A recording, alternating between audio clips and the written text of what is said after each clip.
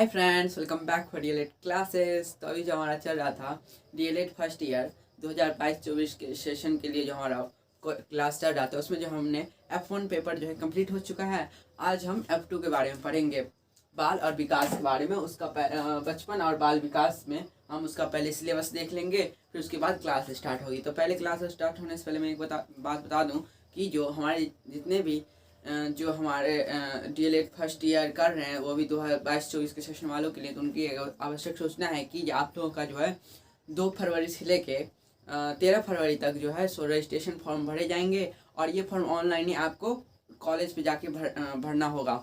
2 फरवरी से लेके 13 फरवरी तक आपका रजिस्ट्रेशन फॉर्म भरे जाएंगे। उसके लिए मैं एक डिटेल में वीडियो बना दूंगा। अभी जो है मैंने अभी आप लोगों को सूचना दे दी है, जो 2 फरवरी से लेके 13 फरवरी तक आप लोगों का रजिस्ट्रेशन फॉर्म भरा जाएगा। तो आज चलिए चलते हैं इस पे। जो हमारा है बचपन और बाल विकास, जिसका पहला यूनिट है बचपन और बाल विकास में पहला यूनिट है बचपन और बाल विकास की समझ। पहला इसमें हम बचपन की बाल में पहला पॉइंट है बच्चे तथा बचपन और मनोसामाजिक अवधारणा।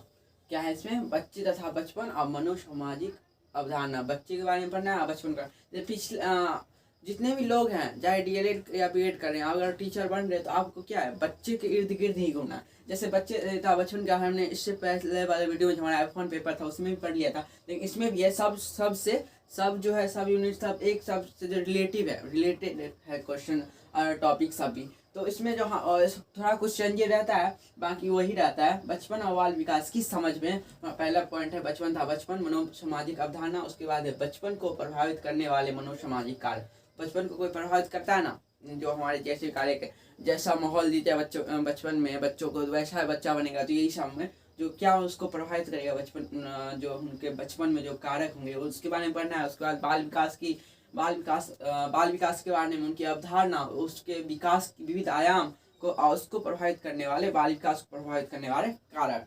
पहला था बचपन को प्रभावित करने वाले कारक, उसके बाद है इसमें बाल विकास को प्रभावित करने वाले कारक। उसके बाद है वृद्धि एवं विकास की अंतर संबंधों की समझ और अध्ययन के तरीके।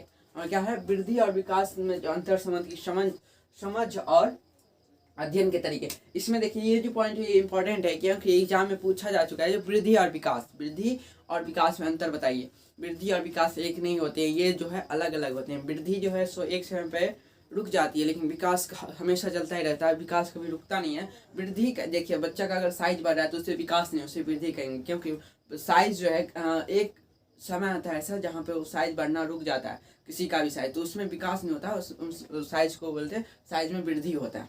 तो ये सब थोड़ा बहुत अंतर सब है जो हम वृद्धि और विकास में पढ़ेंगे आगे क्लास में। तो यही सब पढ़ने के रहते हैं, अंतर समझ और अध्ययन के तरीके, ये सब हमारे वृद्धि विकास में। उसके बाद हम इकाई 2 में बच्चों का शारीरिक एवं मनोगत्यात्मक विकास। इसमें हमारा शारीरिक विकास की समझ, मनोगत्यात्मक विकास की समझ।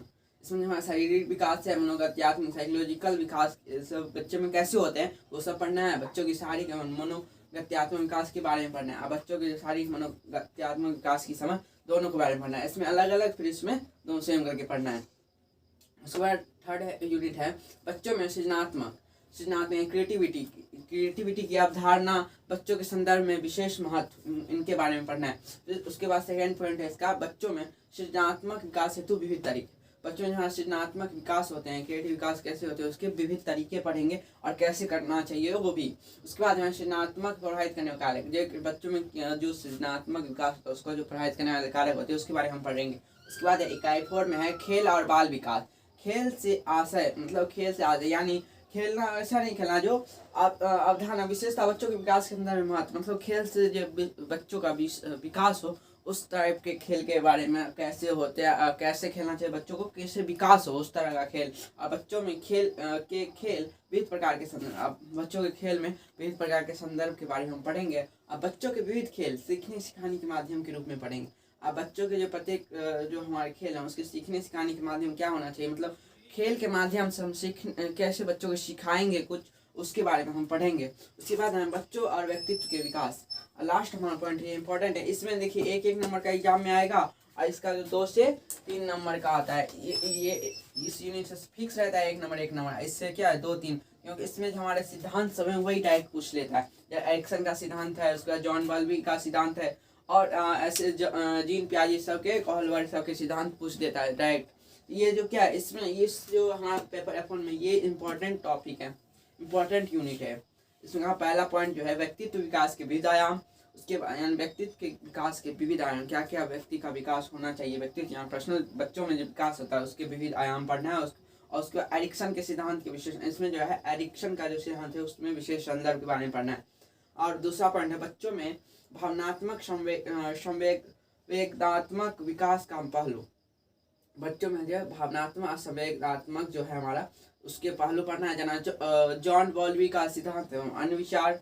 उसके बाद थर्ड पॉइंट हमारा है नैतिक विकास और बच्चे, नैतिक यानी जो हमारा मॉरल डेवलपमेंट जो होता है उसका नैतिक विकास, और बच्चों में जो नैतिक विकास होता है वो कैसे होता है, सही गलत की अवधारणा बच्चों में, जीन पियाजे दा कोहलबर्ग का सिद्धांत पढ़ना है। हम ये टॉपिक जो है इम्पोर्टेंट है। इसमें तो मैंने पहले जैसे बता दिया, मैं पहला वीडियो ही था जो मैंने पूरा पेपर से बता दिया जो किसमें कितने नंबर का एग्जाम से आएगा। तो इसमें हमारा कितना नंबर F2 का होगा, हमारा जो है 100 नंबर का एग्जाम होगा।